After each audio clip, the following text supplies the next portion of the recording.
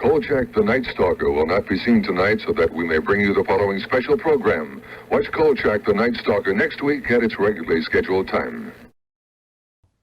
Okay, I'm going to do the intro to the show here. Okay.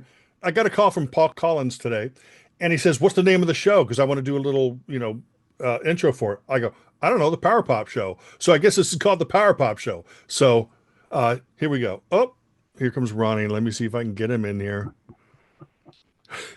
This whole show is going to be Ronnie. I know, right? I'm usually good at this. Bumbling Barnett. Something happened to my camera. What is going on?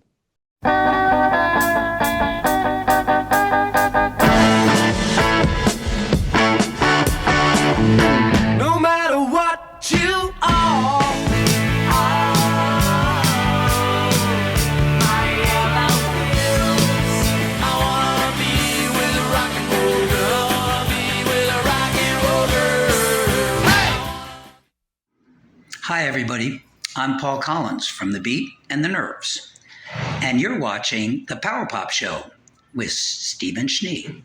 Today, Steve's going to highlight the new Cherry Red Records release out of England.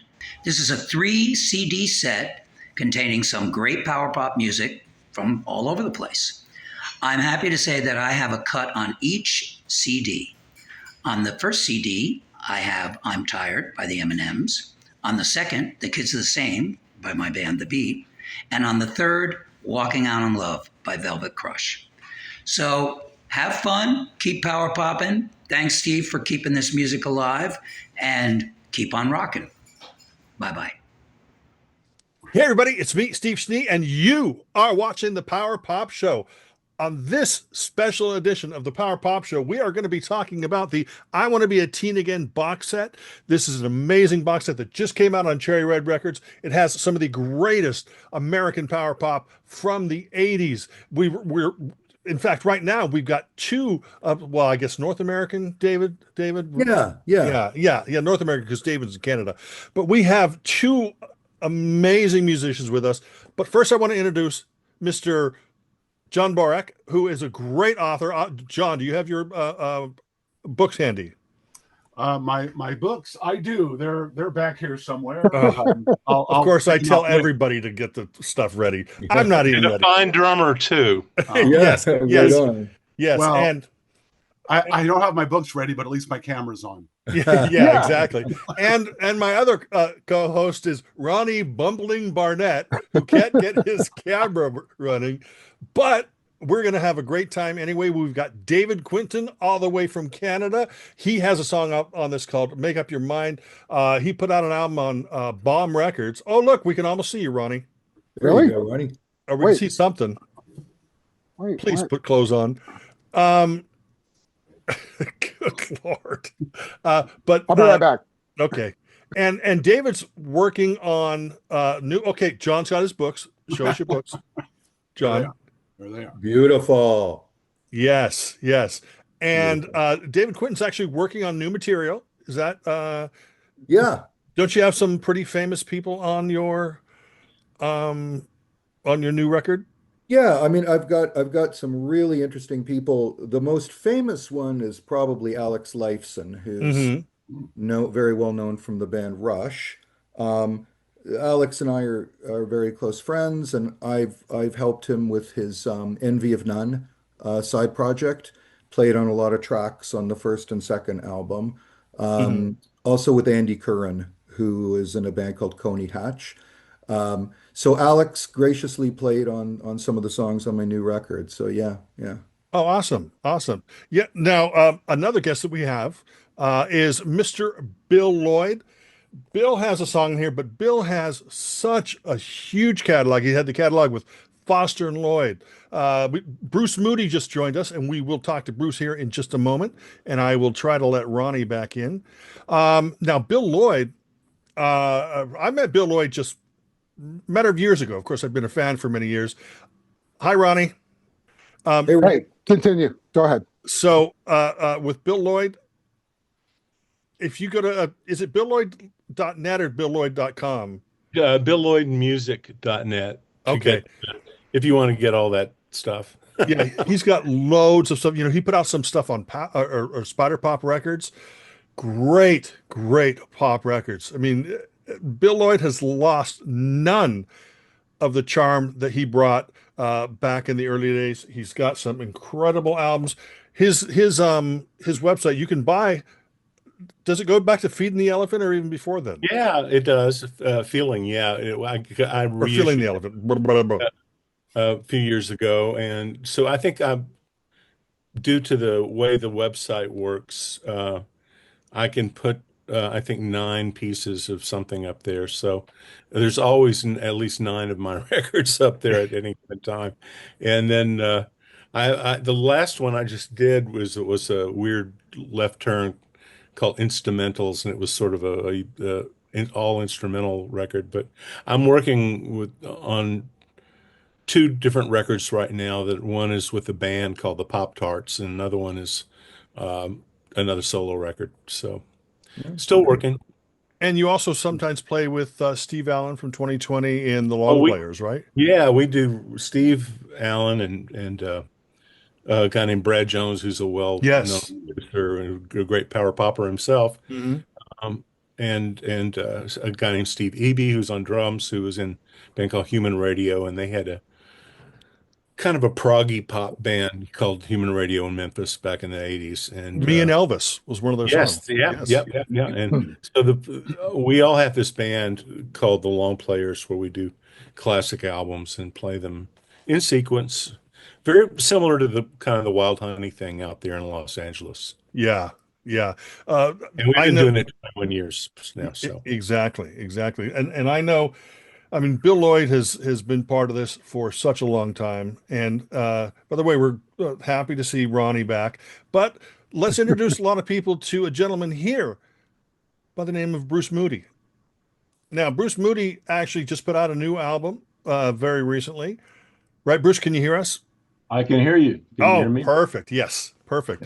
And of course, he has a track on here because he put out some great pop recordings in the 80s. And those are, of course, I don't have anybody's CDs here. I mean, I should have had John Borack's book here, but he's got a couple CDs out that you can get. Where can you buy those CDs, Bruce? Oh God.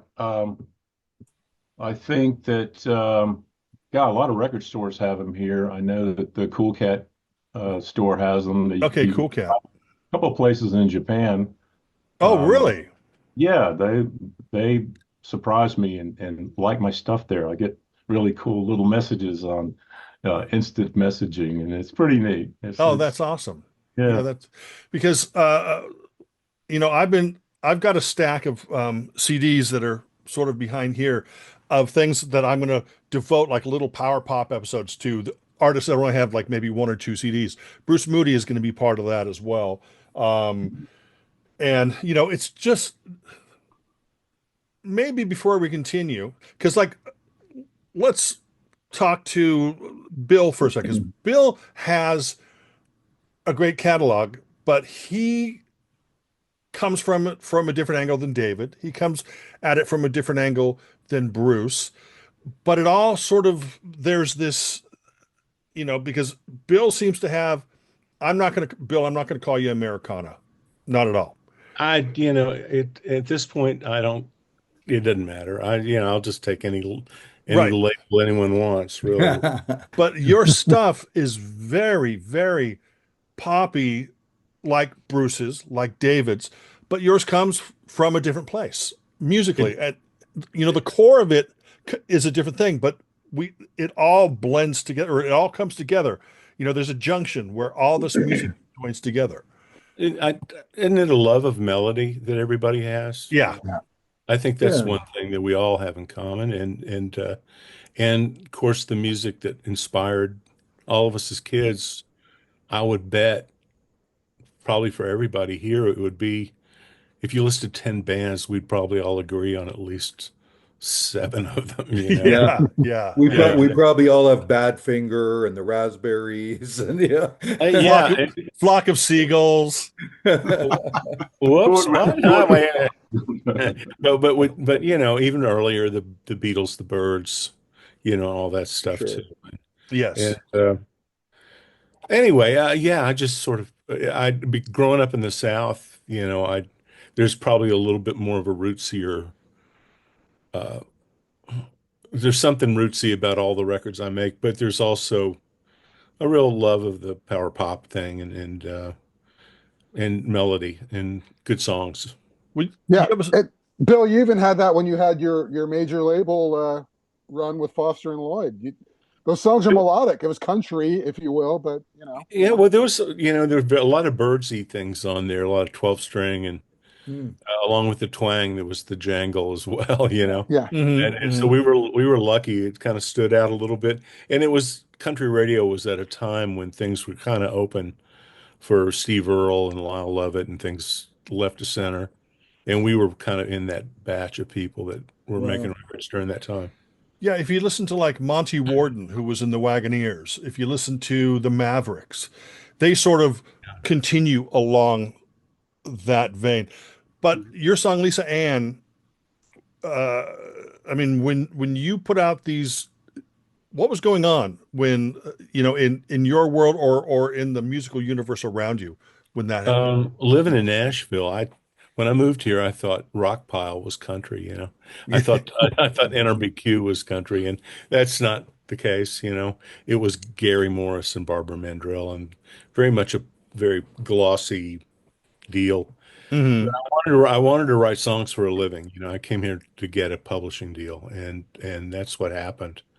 And I was playing clubs, doing rock band stuff with several different bands, and then finally I started just recording on my own under my own name, and got a little bit of steam happening with the local college radio station, and all of that kind of coalesced into a songwriting deal. And I was signed with Mary Tyler Moore Music, MTM, and then Hmm. uh, when I got thrown in with the other writers there, Radney Foster and I clicked as being two of the younger guys there, and it was sort of just an amalgam of his country voice and my pop kind of production, and that worked out for a while. We had 4 albums on RCA and a bunch of hits at the time. So yeah, it was a different time in Nashville for sure. Hmm. Hmm. Not like Bill, not how hands on was Mary Tyler Moore They were at that not. time? They let us be ourselves, which was really Okay. beautiful. And I never met her. God, I wish I had. Yeah. She was wonderful. But I remember one of the first assignments all the writers had was to write a theme song for not the TV show that had the Sonny Curtis song. You can turn the world on with a Yeah. smile, throw Hmm. your hat up in Oh, the air, and yeah. all that. Yeah. It was a show that she had after that, and all the writers were supposed to write a song. So I remember that was one of the first assignments we all had Wow. was to write a theme song that none of which were used. So Sounds a lot like that thing you do back in the 90s where everyone was writing a song with that title. trying to yeah, promote the movie. I And remember Oh, yeah. most of them came out after the fact, like the Knack and Dwight Twilley and Dwight. I remember Dwight's. Yeah. Even I wrote a song called "That Thing You Do." Did you really? Now, I need your love tonight. I can't waste my time. Make up your mind. I'm wondering why. Are you so good inside when I look in your eyes? Hold on, so long to something. Oh, Lisa, and be mine again.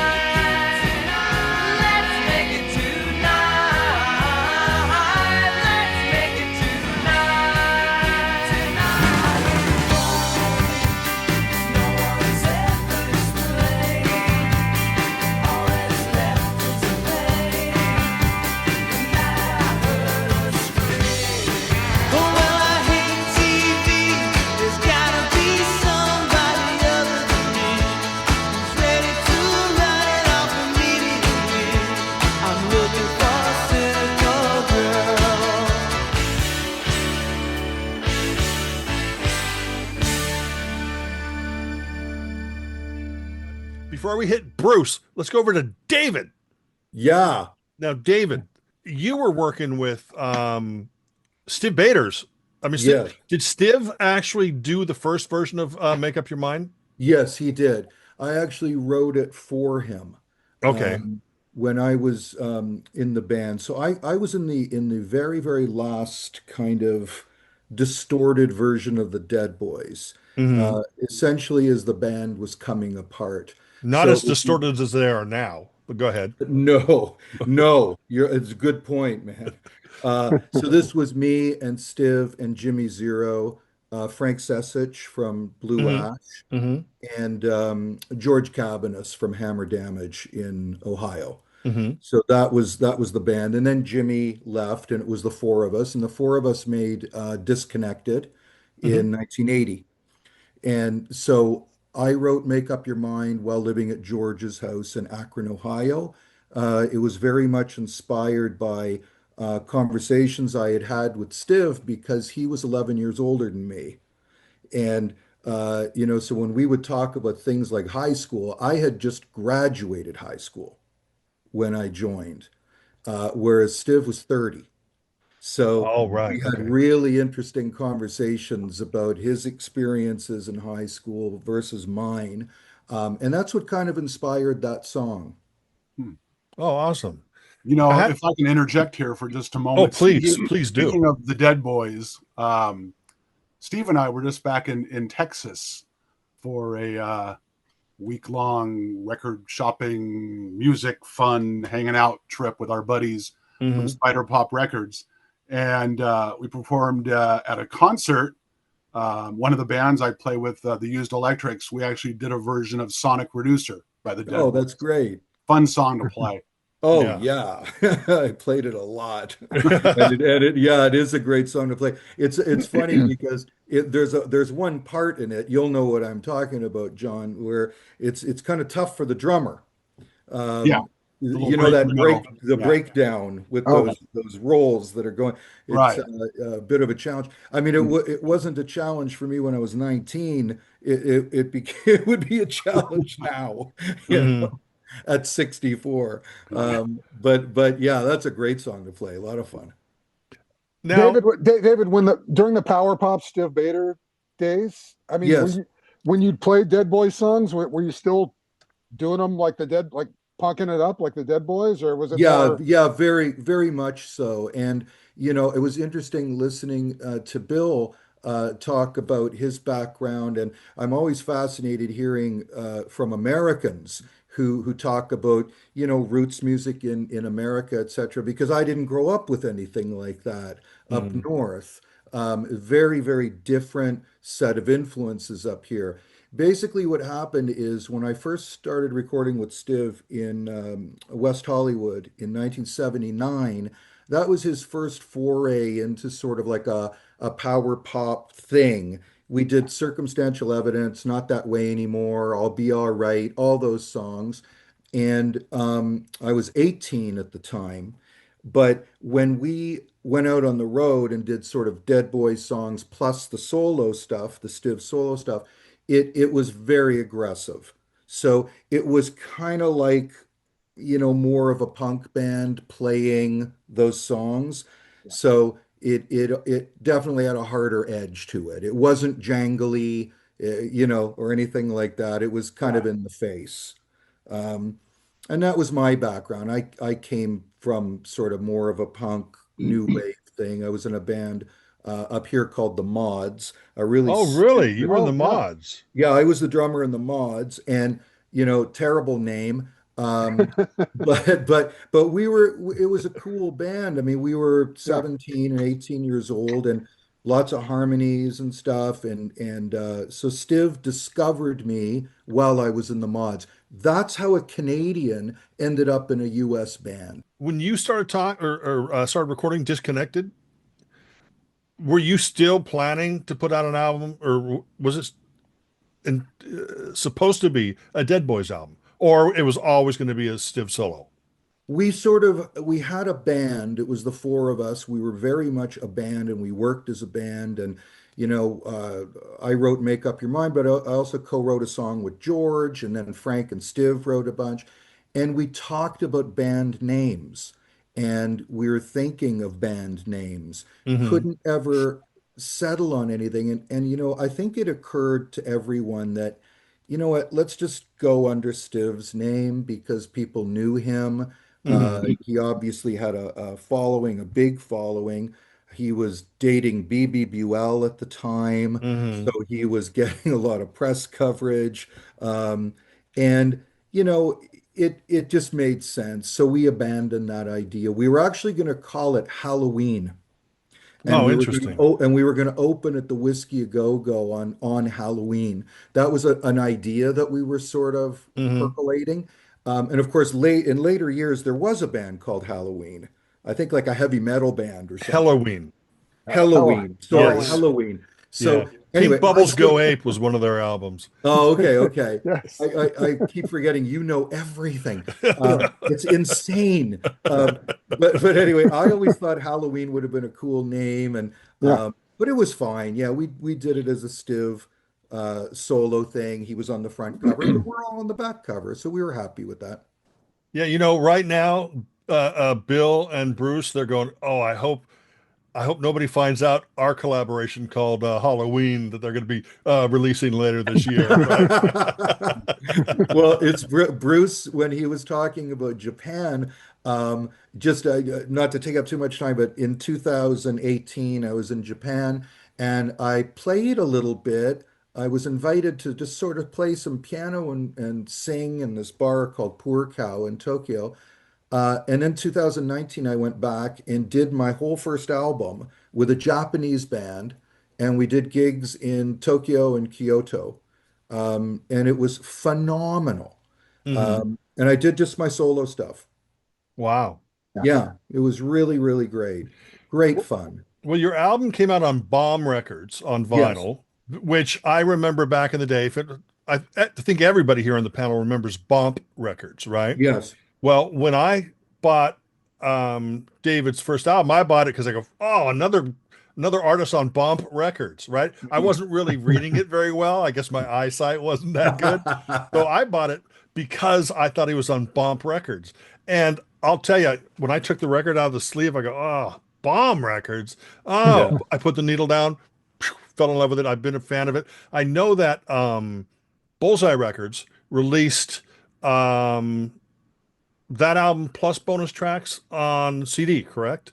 Yeah, Is it pretty much the whole album? and the interesting thing was Bomb Records was basically a sister label to Bomb. Oh, it was. Okay. Yeah, Okay. so Wolfgang Speg, who ran Bomb, was partners really with Greg Shaw Oh, okay. in Okay. Bomb. So the labels were uh, somewhat related to each other.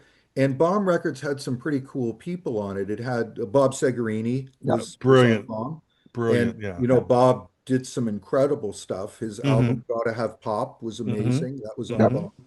And there were some other cool acts they had as well. There was one very unfortunately named band who had a great album, and they were called, Oh, ready for this? Battered Wives. Oh, no. yeah. Yes, totally. Yes. Yeah. Absolutely. Yes. And it's a great record. It's really, really cool. And it was so sad because, they had this very, very, crazy name. And then they cut out the word and they called themselves the Wives. And Oh. like all downhill. Well, I Um, think I think they could have done better if they had renamed themselves Buttered Wives. well, that would have gone better. There would have been fewer protests, put it that way. Yeah, yeah, that's true. Because they used to get protests at their gigs and stuff. There is a specialty website for that, by the way. Just Yeah. Um, Yeah. but David, before we move to Bruce, what are you looking at for the new record this year, next year? Yeah, probably this coming year. I've recorded too much. So we've got about 18 tracks and I'm probably going to divide them into two records. It's been the last 4 or 5 years that we've been working on them. Okay. And they're highly produced. It's not, guitar, bass, and drums. it's a lot of my influences, sort of pre-punk and stuff, were more in the progressive rock vein. Mm-hmm. So there's more arrangement and production involved. So they take a long time to do, and I'm so happy. I mean, it's soul satisfying, as these guys will tell you. You know, I'm sure Bill and Bruce would say the same thing, and John. It's just good for you to create. And Mhm. you know, I'm not looking for record contracts. I'm not a kid. I don't care. I don't Mm-hmm. care if 10 people hear it or 100 or two. I don't care. Mm-hmm. I'm doing it first and foremost for myself, um, and for anybody else that might want to hear it. I mean, let's put Perfect. it this way. Okay, this great. Does everybody have the box set Yeah. Yes. in their Yeah. possession? Okay. The great thing about this box. Okay, now the box set was compiled by David Lang, who's been a Facebook friend. I didn't know that he put this darn thing together until like 2 days ago. But this collection proves that regardless of how many records you guys sold or didn't sell, that your music has survived and has lasted and it has touched people. All, I mean, how many, look, when was the last time you sat down and listened to Boogie Oogie Oogie by A Taste of Honey? Right? Great It was song. last night. I Last Okay. night. Okay. Great I song. listen to that. But the thing is this is the kind of stuff that the real deep music fans continue to love, continue to cherish. Now, like Bruce, were you like, I know that you put out the CD, which was a compilation of the early stuff. Were Right. you releasing records, albums, and stuff back then? Because I never saw the stuff on vinyl, back when I was collecting vinyl. Yeah, I mean, the first EP, the first record I released was called Fresh Out, and that was released in '82. And Mm-hmm. the song that on the compilation set is from that EP. And when David sent me an email through my Bandcamp page, which Bandcamp is another place you can buy my albums, Oh, awesome. Okay. he said we would like to use this song, and I was thinking, why? Because there's another song on the EP called This Is It Mm-hmm. that's gotten, I mean, I've got a Japanese version, I've got a Spanish version. Mm-hmm. It's been very popular for some weird reason. And, AM Romance was a cool song, but it was kind of further back there on the record to me. Mm-hmm. Mm-hmm. And he was like, no, we have to use this. And so I dug out the old digital master and remixed the whole thing Wow. and sent it to them. They liked it. I'm like, okay. They got to cut the first part where there's a woman waking up in the morning, the alarm clock goes off, she Mm-hmm. dials into the radio, and then it starts the song. Gives we need to lose that part. Well, the woman waking up and making all the noises is my wife, so I Uh-oh. had to tell her, you're getting left on the floor for this one. So she still gets half the proceeds. So what can I say? That was the night that she graduated to a Big Mac meal because he'd been buying her the kids' Happy Meals for all these years. There's So, a funny story that goes along with that too that I do. I don't know if I want to tell it or not, but it was the engineer. We recorded this EP at a little 16-track studio in Bel Air, Texas, right outside of Houston. And that was the first A in Romance. I looked at my diary. It was the first song we recorded on the EP.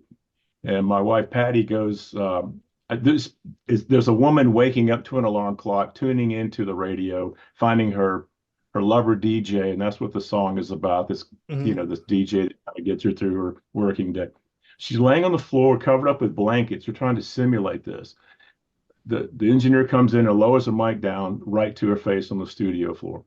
And she's kind of like yawning and making all these noises. And I'm in the control room, and he turns and he looks at me and he says, she sounds like she's getting porked. I don't know if this is what we're going for. And I'm looking at this guy going, porked? That's a term we would use in Houston, right, Bruce? I haven't heard that. Yeah. I haven't heard that term in 45 years. Texas thing. Yeah, the barbecue, it comes from that. Yeah. But I kind of had to go back in there. Patty, so now I'm directing My wife was on the floor making yawning, waking up noises, and I'm going, Yeah. yeah, at $150 an hour, and I'm like, there's the budget's just going to hell. So She that's was what I think method. of when yeah, no, Now, that's what I think of. do you guys remember the scene at this time? We'll start with Bill. Um, when you were making, I mean, first off, do any of you three consider, or even did you even think of what you were creating was power pop? I did. Um, I can only speak for me. Mm-hmm. Um, when you were creating this, what was the scene like? What were you? Um, I mean, who? Bruce just mentioned 1982, and before I moved to Nashville, Mm-hmm. I was up in Bowling Green, Kentucky, and we had a band called Sergeant Arms. Mm-hmm. And that single you can still find out there on the interwebs, the vast interweb, and it goes for like $150 and stuff, and it's very power pop. I Mm-hmm. actually saw a copy of that bill at Freak Beat Records in the San Fernando Valley. They had it Yeah. hanging on the wall. It was selling for $100 and something. Wow. I love it. I love it. Well, anyway, and when that band broke up, that's how I ended up moving to Nashville. Oh, But okay. but the bands that I joined in Nashville when I moved down here they were all power pop kind of bands, real melodic and real loud, and guitars, Mm-hmm. guitars, guitars, guitars. Did you ever wear the suit and tie, skinny tie? I tried. There was I remember going to see Elvis Costello in 1978 before I found a skinny tie, and I had this terrible wide one that I wore, and I saw him on the street. Me and my friends saw him on the street, and the band, the Attractions, they were going somewhere, and we all went, "Hey, hey, hey," and we looked like such fucking fools in our wide ties. We were not hip. We were so unhip. We were the Rube hillbilly versions of new wave, Yeah. So because it was so fashion oriented, at the Mm-hmm. time, Mm-hmm. and just the older you get, the less that matters. Well, maybe, but for me it did. And anyway, but yeah, it was definitely pitching yourself in that world. Mm-hmm. And I mean, the country career was a total left turn for me. It was just an opportunity, and Yeah. soon went back to making my own records that reflected everything that I love. Yeah. Yeah. Now, Bruce, do you remember? I mean, when you were making this, were you making a power pop record? And were you fraternizing with uh, other power pop artists around the area? I mean, I was just trying to write good songs. Those were some of the first songs I had written that I thought I could play this for somebody else and not Mm-hmm. be embarrassed. Mm-hmm. I mean, I'd written probably, 50 songs up to that point, but these four on the EP were like, I think these are good songs we could play in a number of ways. And just getting back to the song, This Is It, which I thought if there's going to be a hit on the record, it's Mm-hmm. this one. I had been working with Norman Petty, Buddy Holly's Mm-hmm. manager, producer, the year before, and I wasn't really writing a whole lot of music. But this was a publishing project. I got invited to go play on bass, guitar, and do some harmonies. And we were up in Clovis, New Mexico for about 9 days recording and mixing 5 songs. And he said, you ought to start doing your own stuff. And we had been told ahead of time not to talk about Buddy Holly before we go out there Mm-hmm. because was pretty sensitive about when Buddy died. Their relationship wasn't great, and Buddy was trying to push the envelope. He wanted his King Curtis and Mm-hmm. brass and all this stuff, on his songs. But I was influenced by Buddy Holly, and it was only the last day we were there. I was doing a guitar track. He said, "We need something for the fade out on this song. Can anybody come up with something?" So I just put a Fender Stratocaster on that was in the studio and played this little plinky line on the run on the fade out. And I kind of looked around and said, that sounds like an old Buddy Holly riff. And there was like 6 people in the studio, and he just went dead quiet. And he said, you've always liked Buddy Holly? We're all like, yes, Mr. Petty, because he was an old guy. You know, he's 10 years younger at that time now. But I'm thinking, yeah. So, you know, I was thinking Buddy Holly stuff. When he encouraged me to go back to Houston and record some songs, I was thinking, this is it. It's sort of like a Buddy Holly song. He'll like it. He'll want to publish it, right? And the other songs kind of filled out. They were a little freaky. Terminally Hips, just a total freak out one take that's everybody's hair was on fire by the time that take was done. And I couldn't believe we played all the way to the hard stop. It should have been a fade out. But the guitar player went nuts, and the lead's like, that's the fucking song. We can't do anything else, but you have that whole song end to end. You know, that's the deal. But I sent it back to Mr. Petty, Norm, and he said, yeah, that sounds like some of the stuff we used to do. So I thought, to me, that was me working a song that I was influenced by Buddy Holly. It didn't sound like power pop to me. You know, I was still trying to figure out what that means, power pop, and I still struggle sometime with that. I need you now. I need your love tonight. I can't waste my time. Make up your mind. I'm wondering why I'm so good inside when I look in your eyes. Hold on, let's hold on to something. Only send me my hand. Surrender up today. Now this and fade away.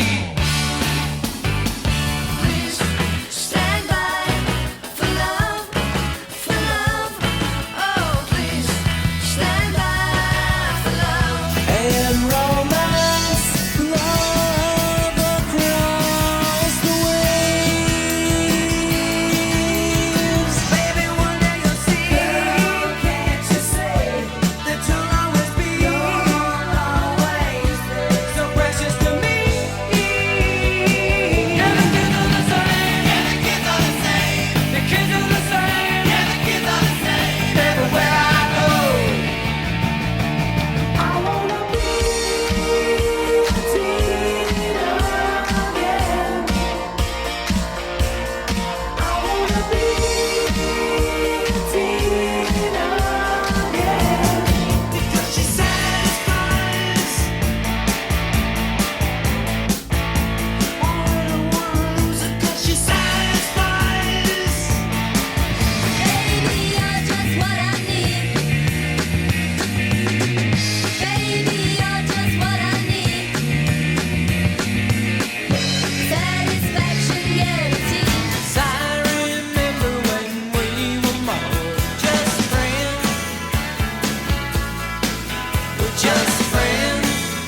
Here I go again. Here I go again. Here I go again. Here I go again. Baby, I don't wanna be alone again. 'Cause it's you tonight. I don't want no fantasy. Just you tonight, lying in next to me, 'cause no one else will do. If you want my love, you got it. When you need my love, you got it. I won't hide it. I won't throw your love away. Let's make it tonight. Let's make it tonight. Let's make it tonight. No one's ever explained. All that's left is a pain. And I heard a scream. Oh, well, I hate TV. There's gotta be somebody other than me who's ready to run it off immediately. I'm looking for a cynical girl.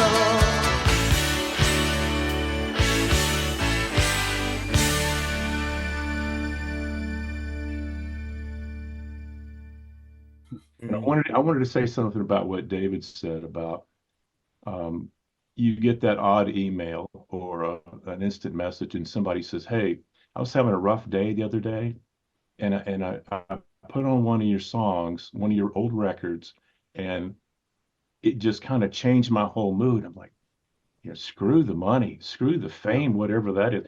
That's it right there. When you can Mhm. connect with somebody, whether it's a live show or just a message, that's wow. That's magic, that's amazing.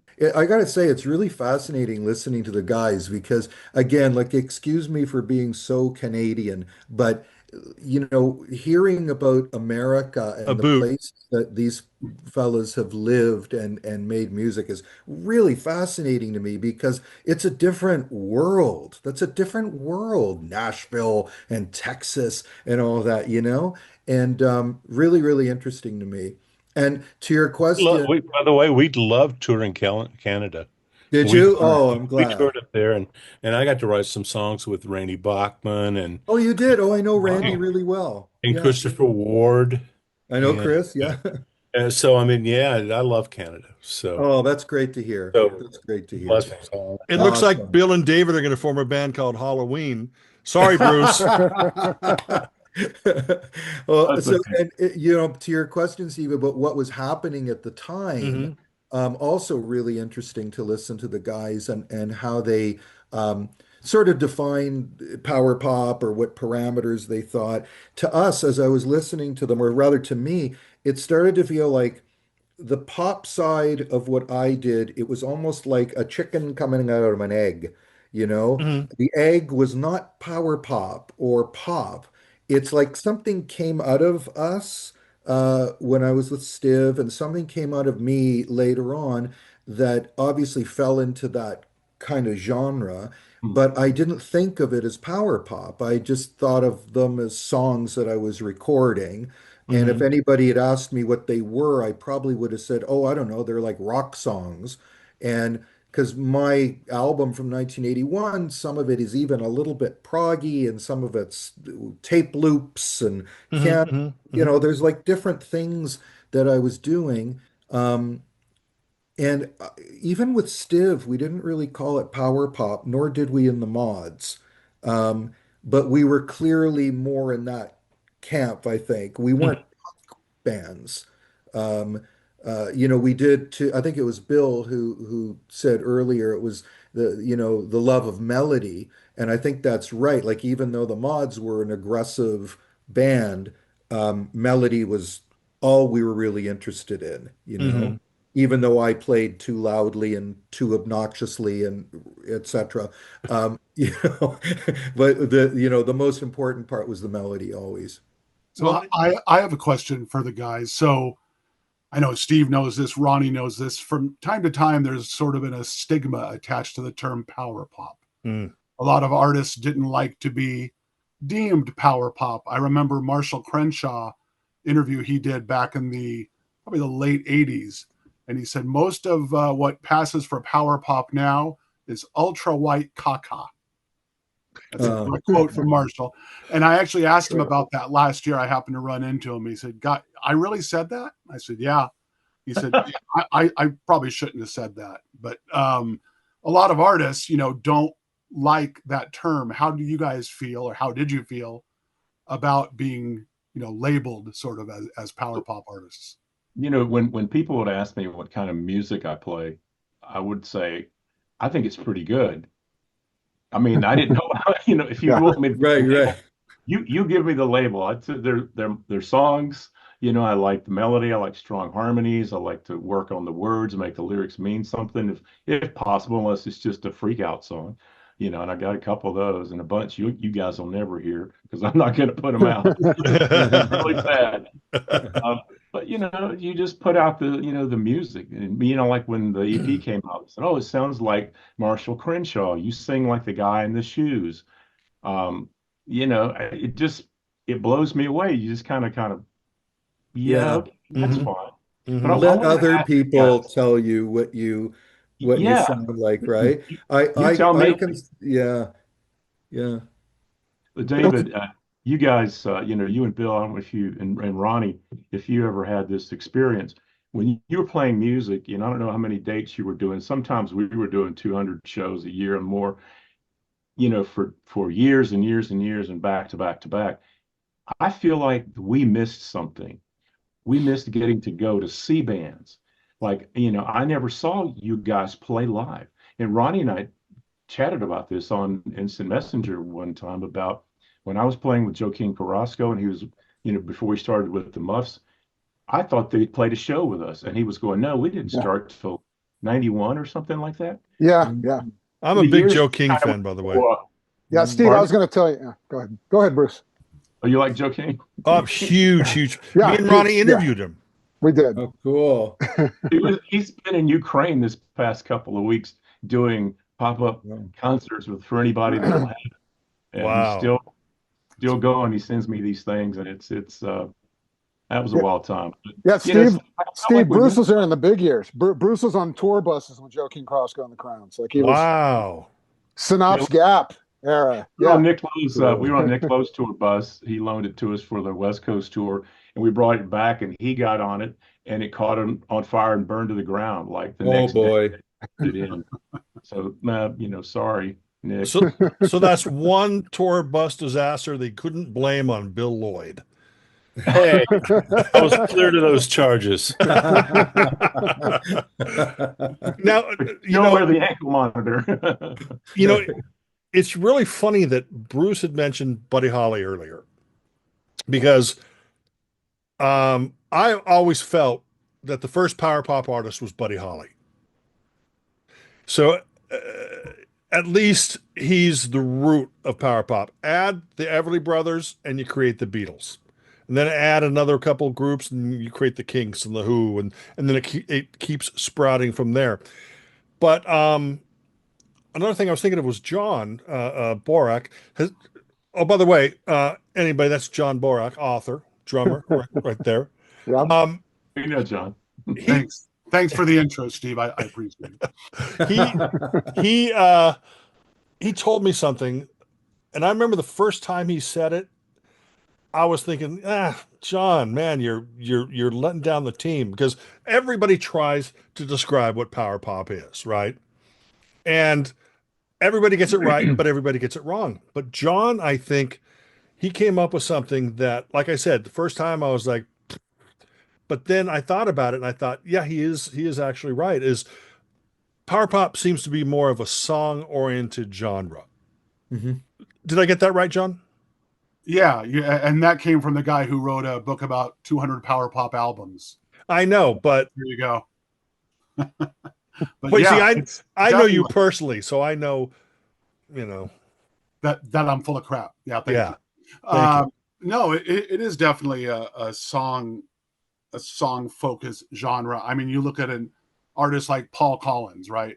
Mhm. Most of his first album is power pop, but then you go to the second album, the song "On the Highway," which they picked for a single, that's not power pop. Mm-hmm, mm-hmm. And then the Muffs had some power pop songs, but they're not Yes. a power pop band. What? Mhm. I think won't come out to play, Ronnie, is a great power pop song. Yeah. It's one of my favorite songs. the way I always saw it, power pop is sort of pop music, melodious pop music with balls. Yes. That's how I've always seen it. If you were to ask me, what are the quintessential power Or pop the quintessential. The quintessential. quintessential. What are the quintessential power pop songs? If you just think randomly, I would think like Ecstasy by the Raspberries. I would think of Baby Blue by Badfinger. Mm-hmm. I would, things that have Tomorrow Night by the Shoes. Mm-hmm. They have guts and balls in them. They're not dee, dee, dee, dee, dee, dee, dee, dee, And Right. I think when I was living in West Hollywood, when I was a kid, I lived at the Tropicana at Santa Monica and Westmount, where all the punk and new wave bands hung out. All of us. Dee Dee Ramone was living there when I lived there. They were doing End of the Century with that mental case. Mm-hmm. And Dee Dee used to complain about them all the time, Really? which was crazy. Why does he make them do it over and over again? For what? Why? It's a pretty good impersonation of Yeah. him. You Not talk just- about I- Johnny, right? And, Yeah. and making him do these guitar parts. Anyway, so, part of Blondie lived there when they were recording. And of course, we had, the Go-Go's and the Dead Kennedys and all those bands that would hang out, Joan Jett. And, the thing about the sort of pop thing I remember is when the Knack started, and, Mhm. there was this whole thing in LA where people hated them. Mm-hmm. And I don't know if they just hated Doug or they hated it. They did that Beatles look thing. And there used to have buttons. I don't know if you guys knew about this. Nuke the Knack. Nuke the Knack. Mm-hmm. And it was kind of like, nah, if you go too pop, you're not cool no more. Right, Right? right. So it's like you've got on one end of the spectrum the screamers, and you got on the other side Yeah. of the spectrum the knack. And if you were, too pop, you weren't cool. But the Go-Go's certainly had a lot of pop sort of stuff going on, but they were Mm-hmm. considered cool. Mm-hmm. It's interesting, how that kind of works. I think part of the reason why the Knack weren't considered cool was because of Capitol's marketing push to try to market them like the next Beatles and put the singles out on the orange and yellow swirl label and get the Knack, meet the Beatles, kind of this similar Mm-hmm. thing. And I think You're people you're a kind of hundred rebelled against hundred that. percent right. 100% right, and I remember it like yesterday. Yeah. And that's exactly what it was. It just pissed people off. Yeah. Plus, they rarely did interviews, and when they did, you know, God rest Doug Feiger's soul, but he was kind of an asshole. And Right. they got huge. There's always going to be a backlash over something that's huge. You They know, were we they were played successful. we played the Starwood, the Stiv Bader's band, and I'm trying to remember what year it would have been. 1980, because right when Disconnected came out, and there was this very attractive girl backstage, and we had this party backstage. BB was there, and all these people, and somebody said, "You know who that girl is?" And I said, "No, no, no, but she's great looking. That's Sharona." And it was Sharona Alprin, who was his girlfriend at one time. Mm-hmm. And of course, he wrote the song about her. Um, and she's on the 45. She's on the Yes. single cover, right, Steve? Mm-hmm. Mm-hmm. And It's practically a see-through cover. If you guys have Yeah, seen that. exactly. yeah, man. Everybody- Which I had no problem with. Oh, great. Ronnie froze. Ronnie froze. I guess this is the Ronnie solo album cover right there. There are some bands here I'd never heard of before, which I'm so glad now that I have. The other things like Miles Out to Sea, Harmony in My Head, these are all other box sets in Cherry Red. Kids Oh. on the Street, New Guitars in Town. These were all like British power pop and new wave. And then, as John is showing there, there's Looking for the Magic, which is kind of like the precursor to I Want to Be a Teen Again. I don't know if you guys Okay. have seen that. Wow. And this is North American power pop of the 70s. Now, thing I like about that this, what was Does that? that have Dwight's song on it? Dwight's song, Looking for the Magic? I kind of Yes. hope it does. Yes, okay. Yeah, okay. Just curious. There's one song that I don't remember if it's on this one or the other one. I love the fact, sorry guys, but NRBQ is one of the greatest pop bands. They may be known as one of America's greatest rock and roll bands, but they're one hell of a pop band. I don't know if you guys have gotten into NRBQ, but they write some of the greatest pop melodies, so they deserve a place on these compilations. As John stated, power pop is a song-oriented genre. I mean, am I saying that correctly, John? Yeah. Okay. Yeah, completely. Yeah. So NRBQ, I mean, I could put together a multi-CD collection of just their greatest pop tracks. There's so much great stuff on here that I think that, we all recognize as incredible music. And of course, you three gentlemen are part of that. I mean, Bill he's still making music. Bruce just put out on, was it 2024 or 2023, Bruce? 2025 was Pop Cycle, and I'm working Okay. on a new Okay. one now. Should be out in the fall. Oh, it's Okay. great. Okay. And then David, I mean, he's the new singer for Rush. Isn't that what you said earlier, David? Well, it's funny. I've recorded with both of the guys, actually. So with Getty, I think it was Bruce who was talking with the remastering and stuff. When Getty did his book, his autobiography, which is called My Effin' Life, Mm-hmm. that came out a couple years ago, he wanted to put out some songs with it. So he went back to his solo album period. He did this record called My Favorite Headache, and had a couple of demos that were never released. One of them was about the loss of Neil Peart's family. Mm-hmm. His daughter and wife had passed away in 1997, and he felt it was too raw at the time. So he played them for me, and I said, "There's such beautiful songs, these two." So we went in the studio. I put real drums on them because they had, uh, computerized program drums. And then Getty redid his bass, and David Bottrell, the producer, put some new keyboard parts on. Ben Mink, the guitar player, put some new guitar parts on. The only thing we ended up keeping was the original vocal. Wow. So it was like a new Geddy Lee single, basically. So Rhino released it as a 12-inch single Mm-hmm. just this past year. And with Alex, I've been doing his, like I was saying, his side project, which is called Envy of None. Yes. I've played drums, I think on the first album, about half of the songs. And the other drummer was Joe Vitale, who had Mm. played with Joe Walsh. Mm-hmm. Yeah, I was like in really cool company. And Yeah. what I love about what David Lang did here with this compilation is he mixed, obviously well-known and very, very successful artists with really super obscure ones like me.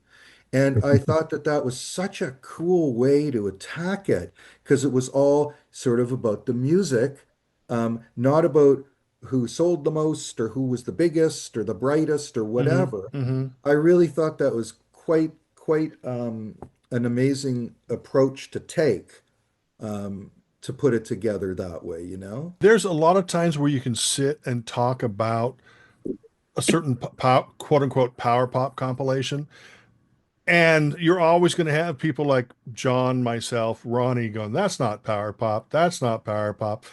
I think this is in my opinion, the most well done, the most focused Yeah. on Oh, power pop. interesting. Yeah, I agree 100%. I mean, some of the other compilations Cherry Red has done, they're all great Yes. in their own way. But on the 70s one, for example, Power Pop compilation, they had Don't Fear the Reaper on there.